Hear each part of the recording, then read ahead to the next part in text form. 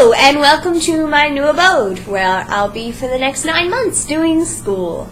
Yay! Let's talk about King Lear by Shakespeare. So, King Lear is about a king named Lear. He's old, and he wants to give his, country to his 3 daughters, and he wants to divide it up equally. So, he invites them in and says, "Hey, daughters, tell me how much you love me."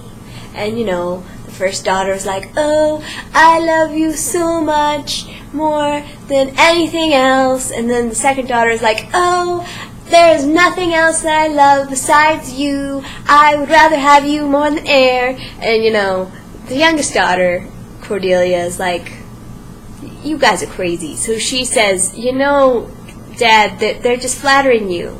I love you as much as I should. That's all I love you." And he takes this very badly. She doesn't say it in the nicest way, but he takes it very badly and does not give her anything, and gives the other 2 daughters all the stuff that they could ever want, and then he goes to live with them. And this turns out to be a very bad thing and ends up with sadness all around. Really bad. But actually that's not my favorite part of the story. The story actually has kind of a counterbalance in this other guy named Gloucester. Gloucester has 2 sons, and one of them is if you're going to read that, I'm going to say it, bastard child, who he is now talking to. He kind of ignored him, it seems like, most of his life, but now they're good buds. And then he has this other legitimate child named Edgar, who is my favorite character. And anyway, what happens is that the bastard son, his name is Edward, I think his name is Edward, something like that, he decides to try to turn the legitimate son and Gloucester against each other, and he succeeds, so that Edward, I think that's his name, can get all of Edgar's land and have his birthright. So you have these 2 families who are ripped apart by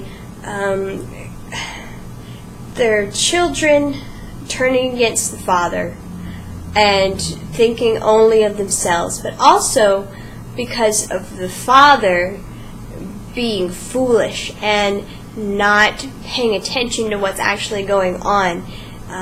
The father accepts their children's words at face value and does not look at their track record at all, and just kind of they're very oblivious people, these 2 men, Gloucester and Lear.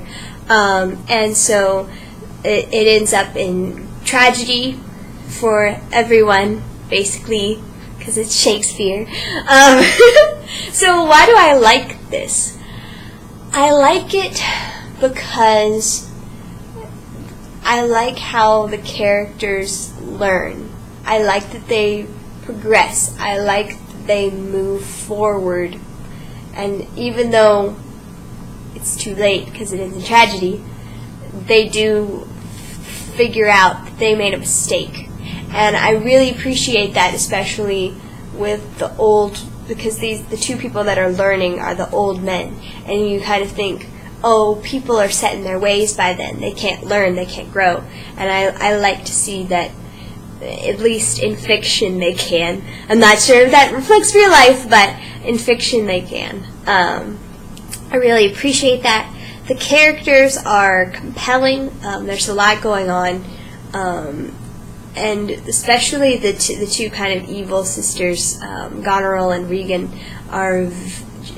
they're just vile, and they interest you. So yeah, they're really interesting. How I would suggest reading this, if you are now like, "Oh boy, I have to read King Lear," it's easier to understand, and this is the way that I had to do it for high school, if you watch the play first and then read it and dive into it a little bit more. If you watch the play first, you just get so much more context, and I mean that's the way that it was meant to be consumed by you. You were supposed to watch it, not read it, and it does. It gives it a whole different meaning, and there's a lot added to it. The way that I watched it, the production that I watched is 2007 Great Performances. You can watch it on PBS.com. You just type in King Lear. It's got the guy who played Gandalf in it, Ian McKellen. And he's really good as Lear. Excellent job. Sometimes you don't understand what they're saying because they're so British and the words are so confusing and they're screaming like into the night like rah, rah, rah, rah, and you're like, what are you saying? But that's why you have a copy of the play with you. But yeah, King Lear is really, really good. A little depressing, probably, but it's just one of those things that is interesting to look at and to study, and the characters are just so compelling, and I love it. So that is King Lear. The next thing that we'll be looking at, the funny thing is I have 2 Shakespearean-themed books on here, and they're coming one after the other.